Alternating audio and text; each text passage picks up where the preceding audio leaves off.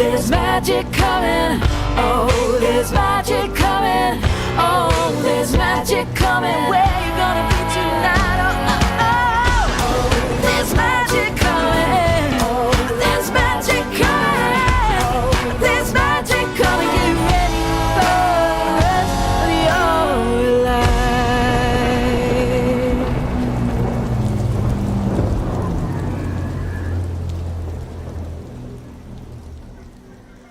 Hello, beautiful humans. Welcome to another episode of SassafrasCast, a podcast full of witchy insights to help you lead your sassiest life. I am Rorie Kelly, a tarot reader, singer-songwriter, and all-around personal growth nerd from Long Island, New York. In just a minute, we will begin the Witchy Weather Report, but first, a shout out to my patrons. If you didn't know, you can support this podcast at patreon.com/Sassafras Tarot for $1 a month or more. I record these episodes live, and my patrons get a private YouTube link before each one so they can tune in for the live recording, hang out in the chat, ask questions, and get them answered in real time. They also get access to my Discord server where we talk about all things witchy and wonderful, and a shout out in every episode. Here we go.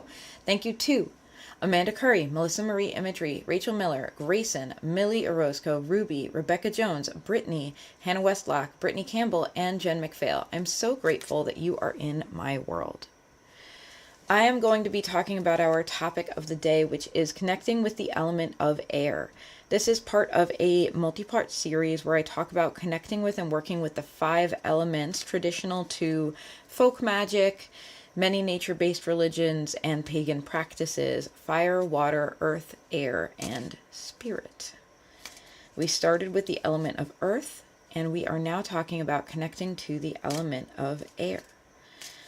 My relationship with the element of air is one that has deepened significantly in the last several years. And as a singer, it's always been important to me. As a reader, it's also important to me.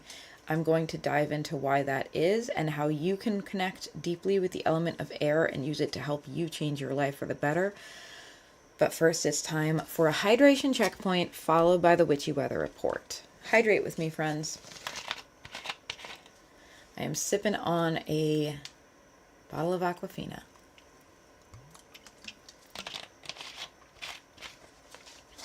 Here comes the Witchy Weather Report. My intention with this is that whenever and wherever it find you, that it have something meaningful to you in that moment. So whether you're watching this live because you're tuned in for the live broadcast as a patron, or you're watching it a few days after I've recorded it because it's now live on all of the podcast locations, or you're finding it years later because you've discovered the podcast, my intention is that right now as you're listening, this card have something important to say to you in the moment. Here we go. The card I've pulled is the 5 of Pentacles. What sucks that you're not acknowledging? That's the question I want to ask you, because the 5 of Pentacles is a card about solving the problem right now. What is it that needs to get solved right now? What needs to get addressed right now?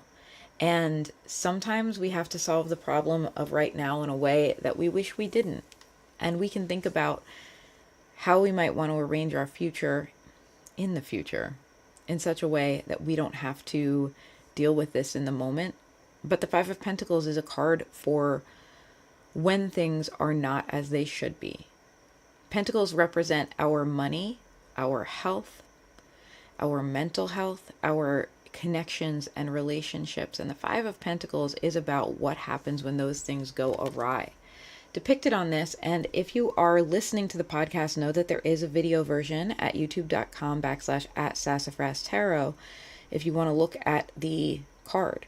The 5 of Pentacles shows an adult and a child out in the cold in a blizzard. I'm reading today from the Everyday Witch Tarot by Elizabeth Alba and Deborah Blake. They're out in the cold. They've got a little lamp to light their way. The snow's coming down. And it does look like the answer to their problems is in reach as you see a big building beyond them that's well lit and looks warm and cozy inside, but they must decide to be willing to accept help. It's hard to acknowledge when our needs aren't getting met because it's scary. it's scary to ask ourselves the next question, which is, oh gosh, what if they continue to not get met? And it's scary to admit that we need help. And the Five of Pentacles asks you, why not just take the help? The Five of Pentacles comes up when there is help available to you, when you do have options, and maybe your pride or your ego or your feelings about how you're supposed to feel and who you're supposed to be get in the way of you receiving and accepting that help.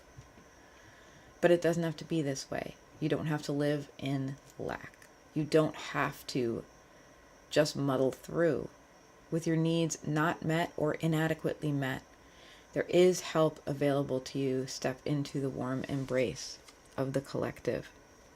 Just as you would help another when they are in need, you too deserve help when you are in need. That is the message of the Five of Pentacles. And I hope you take it to heart.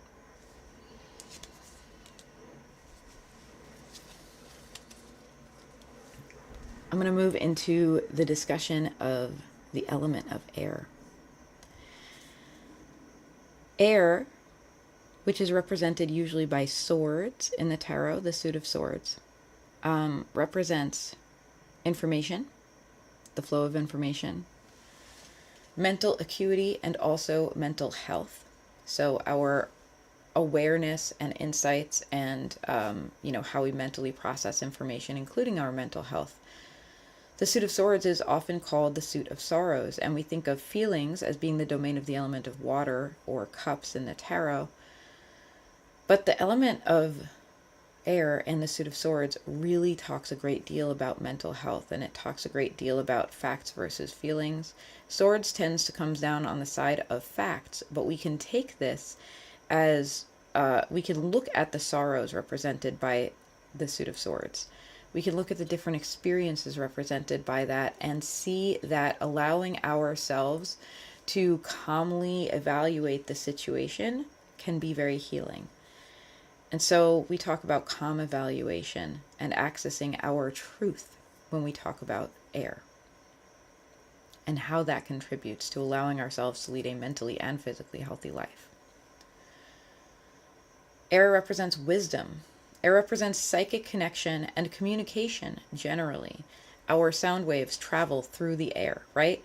We're having a conversation and you're able to hear me right now because I'm speaking into a microphone which is capturing the sound waves in the air coming out of my voice. And you're listening on some kind of speakers, whether it's a pair of headphones or a pair of, or some kind of,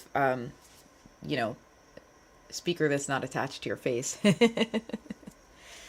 And the sound waves that I put into this microphone are traveling out of those speakers into your ears. Communication is happening across space and time. It's pretty friggin' majestic. And the element of air is what kind of covers that interaction. I'm putting out information, you're receiving information. And even further than that, I'm contemplating what I wish to say to you and how I want it to be received, and you in turn are interpreting the words and asking yourself how they fit in with your own awareness, your own experiences, your own thoughts and feelings. All of that is the domain of air. Using our voice is the domain of air. And finally, air can represent the winds of change. The times they are changing. What does it mean when the winds of change blow?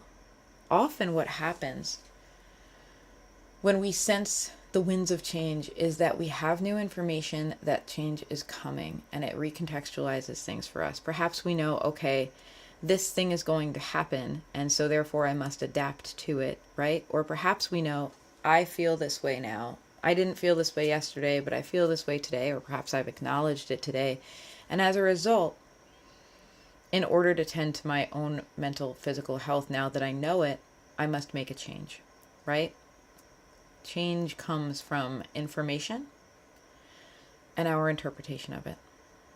And sometimes change is forced upon us, and the winds of change seem to blow in, and we're forced to process information very quickly, and we have to think about what we will do about that. Thinking about how the different royalty in the suit of swords interacts with information can give you a menu of options. The page of swords acts as a student taking in information, not necessarily putting a lot out yet, Curious, though, asking questions, saying, tell me more. The Page of Swords is an active listener, choosing to allow as much information as possible in so that they can get as broad an understanding as they can, and in turn doing the work internally to identify how they want to use that information. The Knight of Swords is a little more aggressive. They have taken in some information. They're perhaps at a different stage of their learning where they're beginning to throw out some of their own information. They've taken in some communication, they've heard different things, and they now say, well, what about this? Sometimes they play devil's advocate. They say, well, have you looked at it this way? What about that? What if the opposite were true? The Knight of Swords is also asking questions and sometimes making big statements based on their understanding. And the Knight of Swords is rushing to get their voice heard. They've heard quite a lot and they want to say, wait, have you considered this? Have you considered that?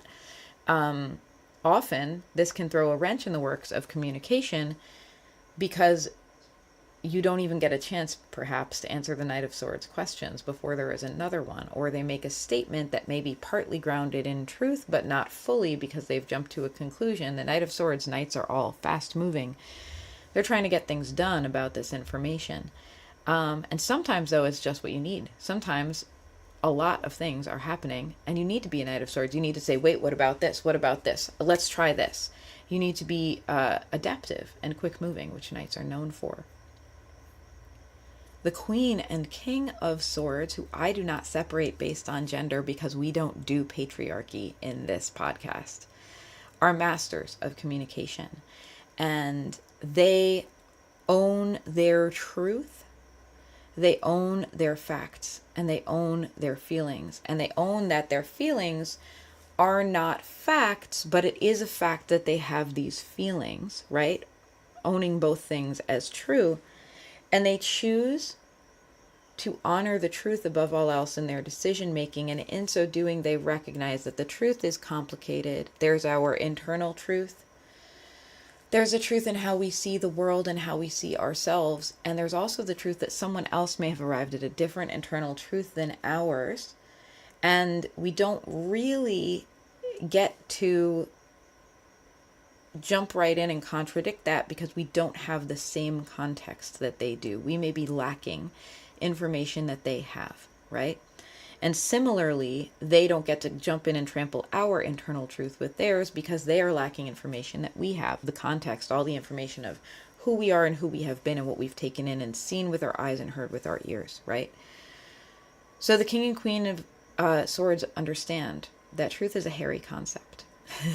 It can and also that it is the best place to make decisions from. So both. So there's this understanding that we value the truth, and also, unlike the Knight of Swords, we don't jump to conclusions about what it is prematurely. We think this through.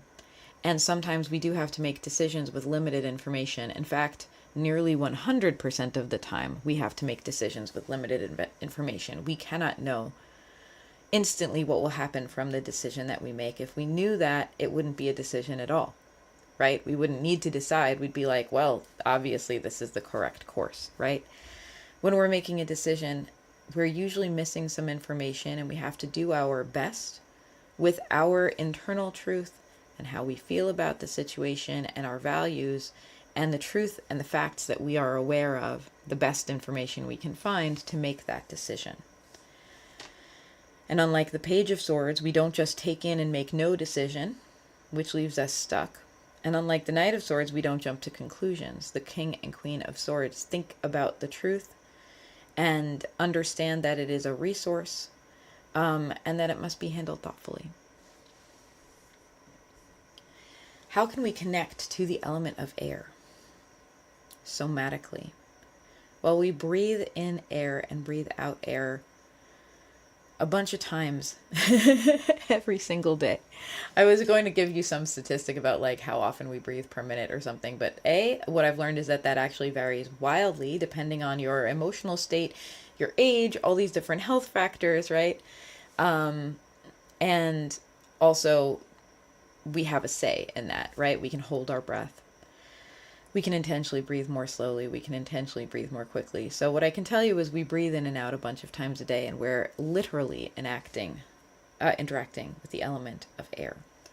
We're moving into the part of the episode where I talk a little bit about how we can work with the element of air. I'm going to move from how we connect with it and honor it into what we can do. Like, what is that useful for? And when I move into Which You Got This, I'm going to offer you a simple daily listening practice that involves first tuning into the element of air and then tuning into your own internal truth by interpreting and making some decisions. We can connect to the air somatically by simply breathing. Let's take a breath. Let's take the biggest breath in that we can at a slow pace and feel how it feels.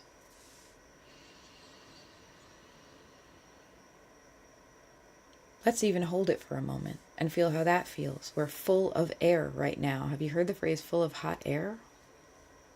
Let's release it.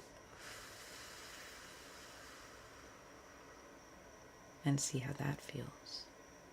And how does it feel having released all the air in your body to be without it? And I invite you to go back to breathing at your pace. This is an exercise to allow you to very physically connect with the element of air. I brought up the phrase full of hot air occurred to me as I was full of air at the top of my breath. And that phrase usually means that someone's making stuff up, right? It's like full of hot air. In other words, they're all talk. They don't walk their talk, right? They just say a bunch of stuff. I think we can all name someone who is full of hot air. We can all think of someone who has much to say, but whether what they have to say is grounded in facts or meaningful or important is another story, right? And we've just named several different ways to evaluate communication. Is it true? Is it factually true? Is it meaningful? Does it matter to us? Is it important? Do we need this information for some reason? And here's another one. How does it impact our values? What do we do about it? If anything. Is this something we just take in as interesting, right? Which we love that. We love just learning something for the sake of learning it. Perhaps it'll be useful later. Maybe it won't, but curiosity. Or is it something that we need to know so we can make some different choices? Oh, I've learned this and now I'm adjusting, right? Based on my values and my desires and what I don't want, I'm adjusting because I've learned this new information. This is how we engage with the element of air.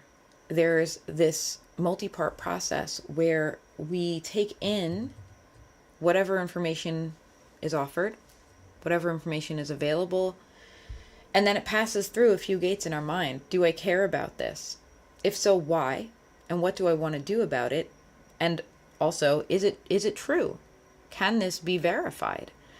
And sometimes we don't have all the answers to those questions. Sometimes, importantly, we don't have the answer to whether something is true. We get a piece of information and it may indeed be an emotional piece of information that makes us feel things. But if we don't assess whether it's true, we got problems, right?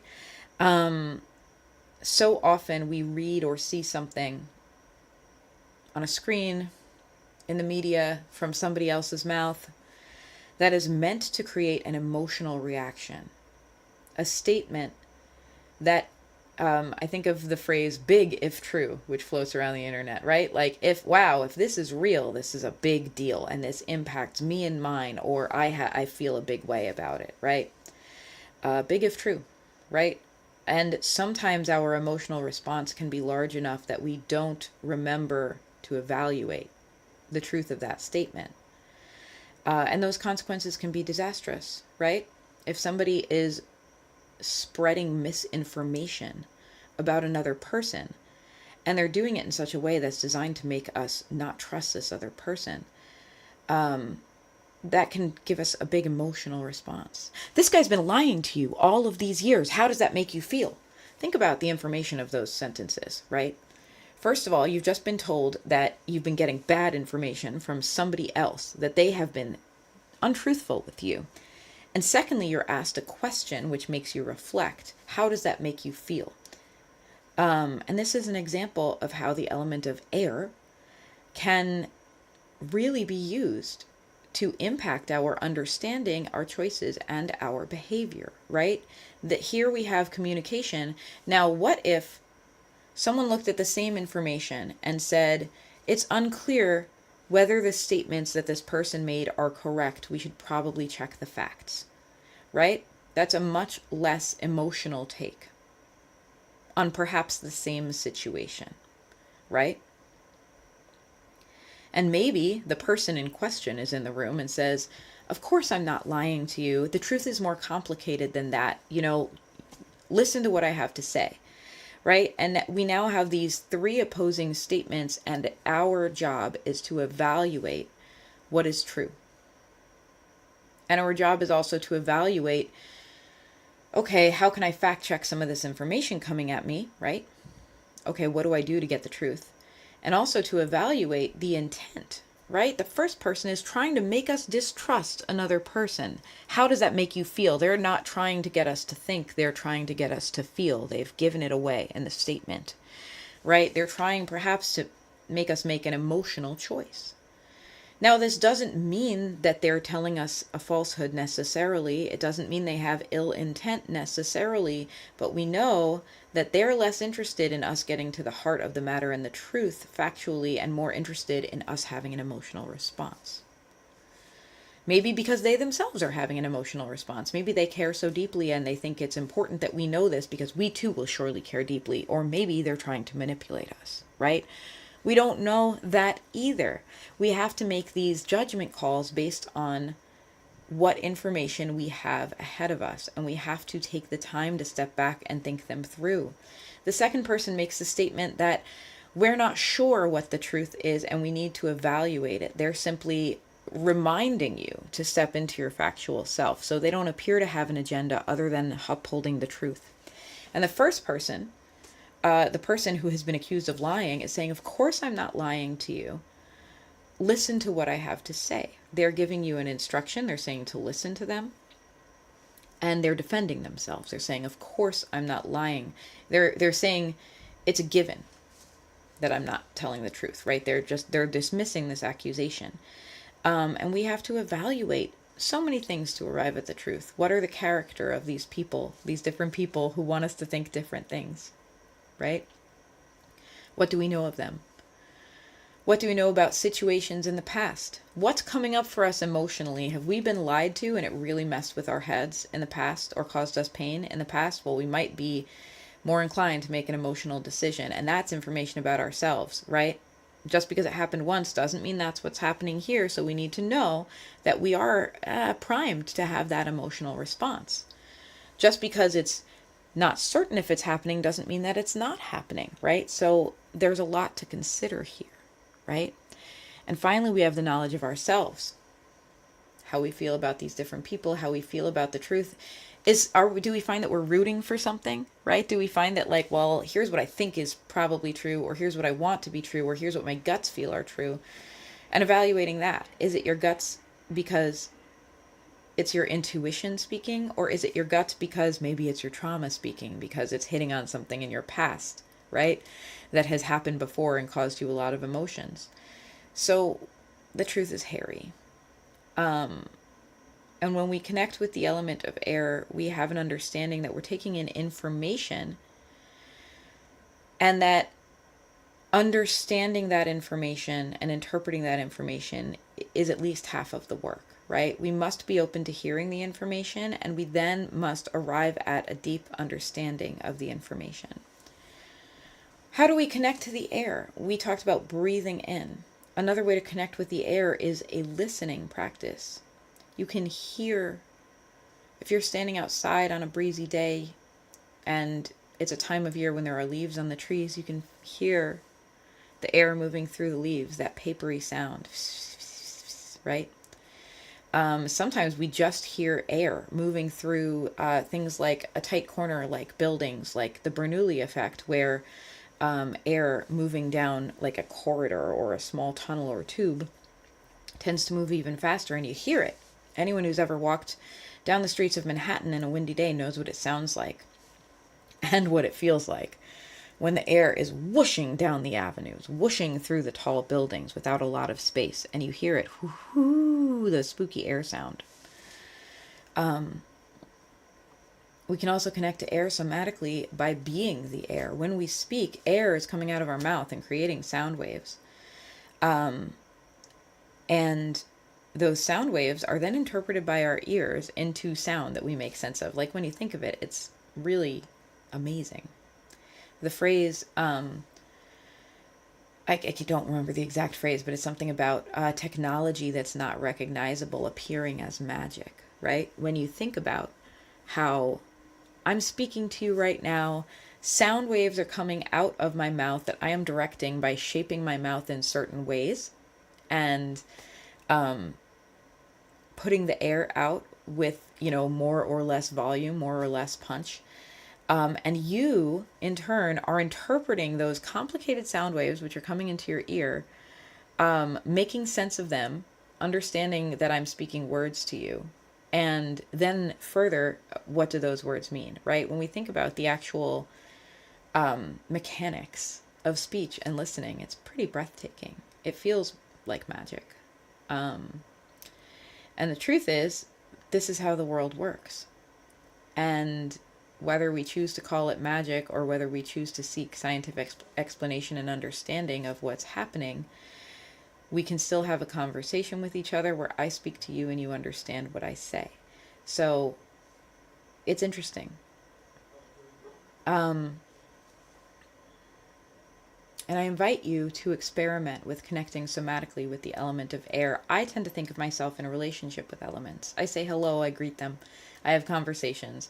And with the element of air, I will sometimes put my hands up in the air as though to feel the breeze, right? Especially if I'm outside, to feel the breeze. Or will open my hands at my side to feel how the breeze or wind moves against me. And cultivate a listening practice. And then I'm engaging with air if I choose to speak back with my vocal cords. Or in a more esoteric way, if I think back to the element of air, right? Thinking that information out, right? And perhaps that's magical thinking, or perhaps it's not as magical as we think, and it's just much more complicated. As we've just discerned that speech is extremely complicated to make and hear and interpret, and we just don't have all the information about how that works. So I invite you to experiment with connecting with the element of air somatically by speaking your truth, speaking your questions, listening for the answers, or vice versa. Simply listening, simply being a listener. Asking the element of air, what do you have to share with me today? And because that's a very broad question, I recommend making it smaller. I recommend saying, what's important for me to understand today? Or what do I need to hear and know about this topic? And simply listening and taking in the information when you direct that question to air. And we may ask ourselves, what's happening behind the scenes here? Is some element that is air kind of broadly answering you? Is it more like talking to a machine or an AI where you've asked for the information so it spits out the information? Is it like you're engaging in a relationship with another entity, or is it just a thing that happens, in other words? Or is this all an engagement with ourselves? Are we asking the air and allowing the air to kind of embody this idea of information that we need, and so finding information that we didn't know we had within us? I'm not placing a value judgment on any of those experiences. And I bring this around as a tarot reader. This is a few different understandings of what a psychic experience is like, right? Perhaps we believe we're interacting with another being, communicating in a way that is more esoteric and harder to put into words than just you and me having a conversation, right? Maybe that's what we believe about a psychic experience. Maybe we believe that we're just tapping into, you could say, a library, and information is readily available, and because we've asked in the right way, it comes to us, right? Like making the right query on a computer search.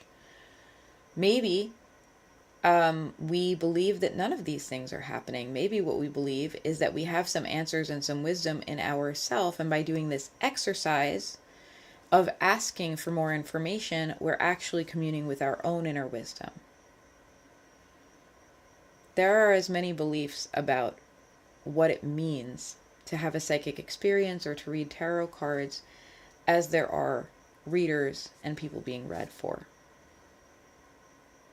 I personally do not put a value judgment on any of these things. And I think there are probably beliefs that I haven't touched on here. For sure, there's a religious one, which is that God or a deity or a guide is speaking to you.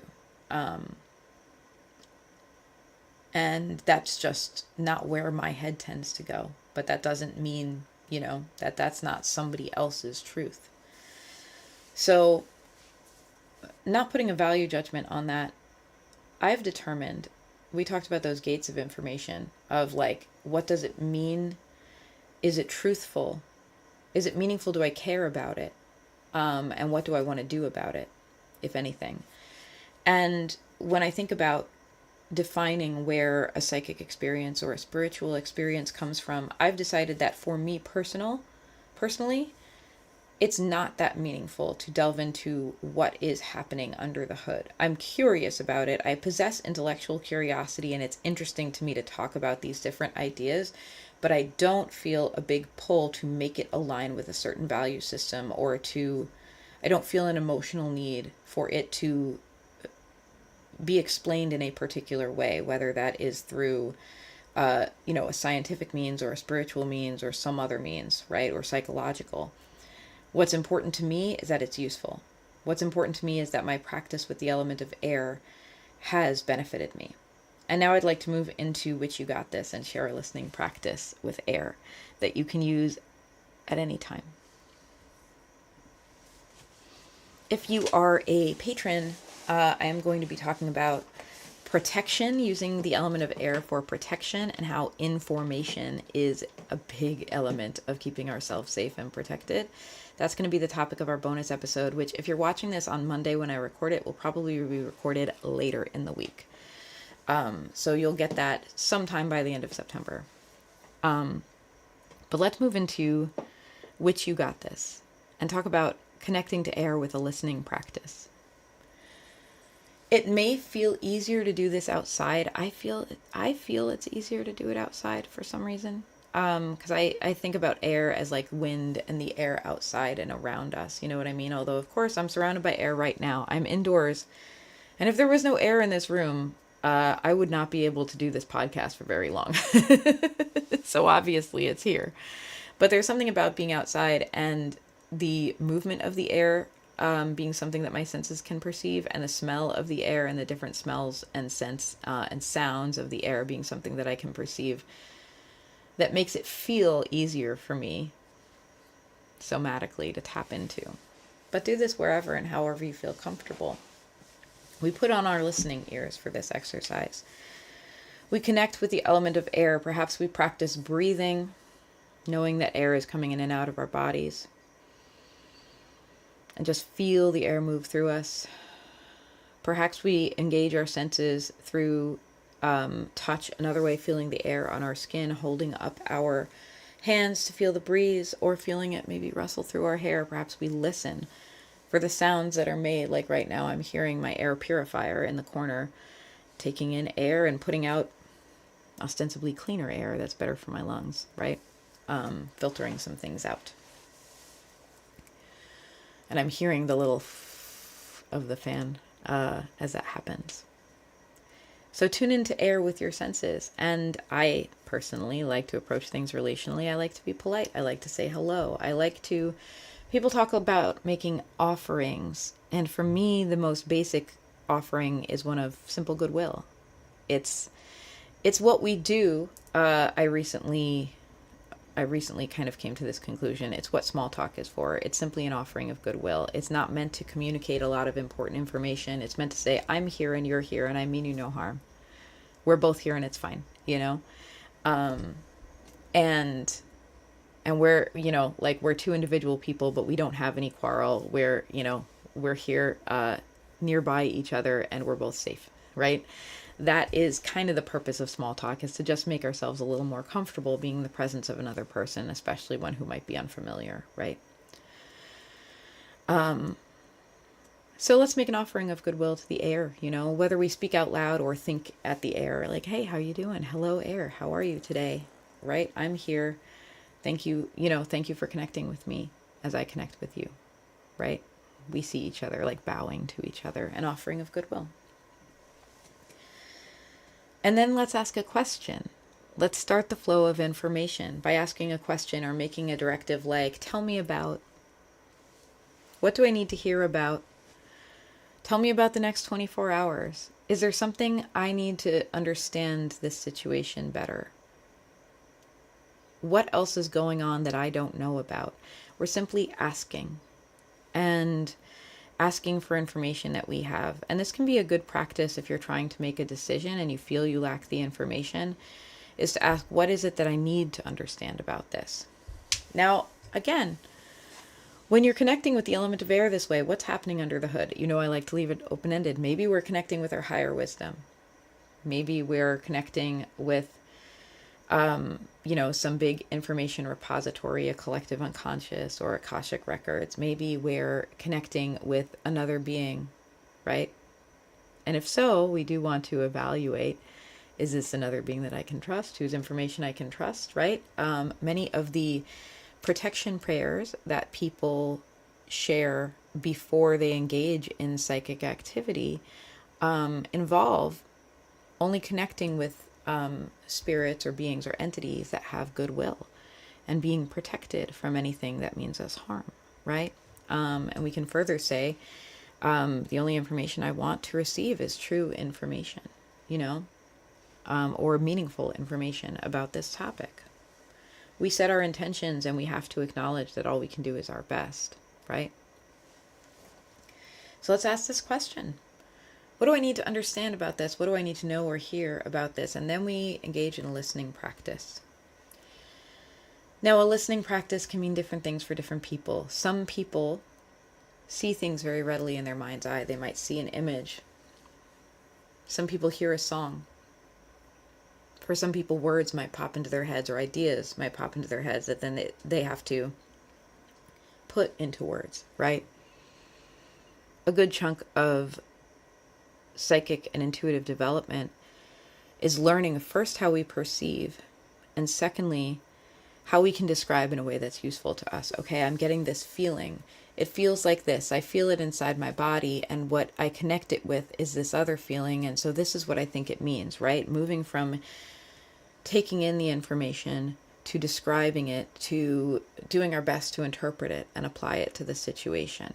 And this is a lifelong practice, friends. This is one that anyone who is engaged in any kind of intuitive practice understands is one that there's no big grading template in the sky to tell you whether you got it right. Each time you're doing your best, and each time hopefully you look back and say, okay, here's where I think I was on, spot on, and here's where I think I missed the mark, and here's why, so that we can get better and better.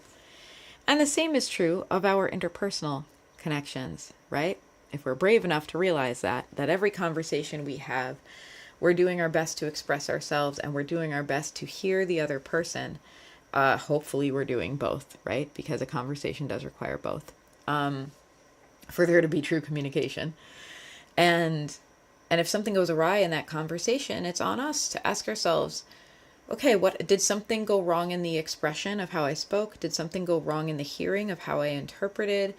Was there something in what the other person did? And it's important not to veer into like, I'm right, you're wrong, I'm wrong, you're right, but to simply identify like what happened with our communication that things went awry.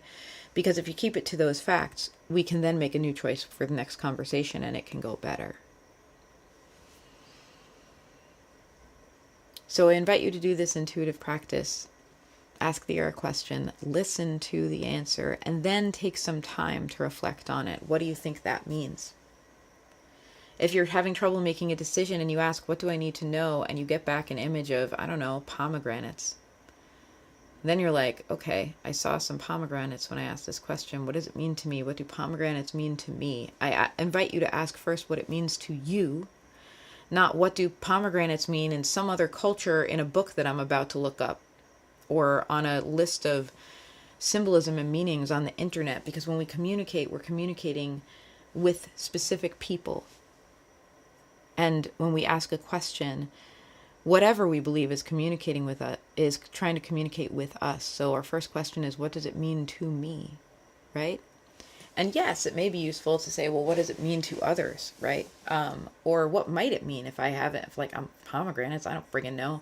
Right? I'm steeped in Greek mythology. I grew up with a lot of Greek mythology. So I think about the story of Persephone going down to Hades and eating the pomegranate seeds, and like there's some meaning attached to that for me, right? So maybe if that's what I need to know, then I might think about how that idea and story applies to my situation. If you've never heard Greek mythology and you just like used to eat pomegranates as a kid, and you have a fond memory of it, maybe it means something different to you. If someone introduced pomegranates to you last week as a fruit and they showed you how you have to break it open carefully, otherwise the whole kitchen looks like a murder scene, you might have a different opinion on what pomegranates mean, right? So a bunch of this practice is listening and then interpreting and thinking, okay, what does this mean for me? Truth is hairy, right? We do our best to figure it out. And then we make our best judgment call, and then we see how it goes. And then we look back and we got more data, right? And we analyze that. So try this at home. Listen, ask a question to the air, and then do your best to interpret the answer and see how it goes, especially if you take notes and revisit and see how it went. This has been a core part of my intuition practice, and indeed my personal healing and growth for the last several years, and it will continue. Try this at home. Let me know how it goes. Let me know your own practices for working with air, with information, with facts, with your own voice. And I'd love to hear how this landed for you. If you would like to reach out to me, you can find me online at Sassafras Tarot, wherever you are, on social media, on different places where podcasts can be heard, at Sassafras Tarot, Sassafras, Tarot is how you spell those two words. You can find me on YouTube, TikTok, Instagram, Spotify, Twitch, Facebook, email, sassafrastarot@gmail.com, Patreon, if you would like to become a member of the community, patreon.com/sassafrastarot, and pretty much anywhere you are, type in Sassafras Tarot and see if I'm there. I very well might be. I love to have conversations about this stuff. I'm deeply nerdy about it, and I enjoy having conversations, in particular when they're conversations and not arguments. I'm not interested in debating. I'm interested in discussing. That's me personally. That's my personal awareness of what does it for me and what doesn't do it for me. If you want to talk this through, if you want to talk about different experiences you've had, if you want to ask a question, if you want to share a story, I would love it. Reach out to me at Sassafras Tarot. Next month, we will be back continuing this series with the element of fire. So get excited about that. Fire would want you to. Talk to you soon.